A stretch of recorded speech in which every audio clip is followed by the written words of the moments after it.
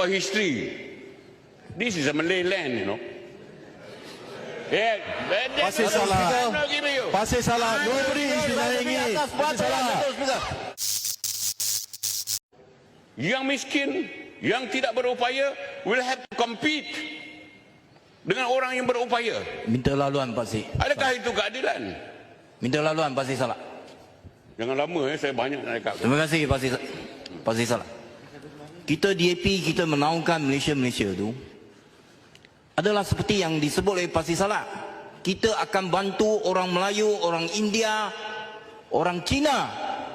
Semua yang miskin kita akan bantu. Okey, Itu yang disebut oleh, itu yang diperjuangkan oleh DAP. terima kasih. Dan juga diperjuangkan oleh Pakatan Harapan. Okey, thank you. Terima kasih. Terima kasih Ketua Melaka.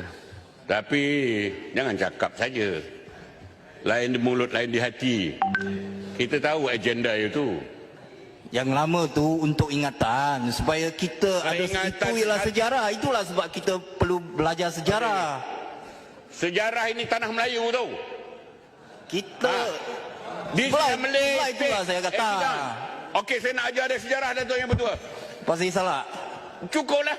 Saya bagi Kita sikit. belajar sejarah. No, Kita enough. belajar sejarah tanah air Please. Malaysia, Melayu sini. Kita juga perlu belajar sejarah dunia. Cukup, I'm not giving you. Kita kata ialah tendang. I'm not giving you any more time. Alright, please sit down. Ketua Melaka. Ya, Dengan izin. To talk about history. This is a Malay land, you know. Yeah, Pasir Salah. I'm not giving you. Pasir Salah. Nobody is denying it. Pasir Salah. Tak ada siapa menafikan perkara itu Pasir Salah. This is tanah Melayu.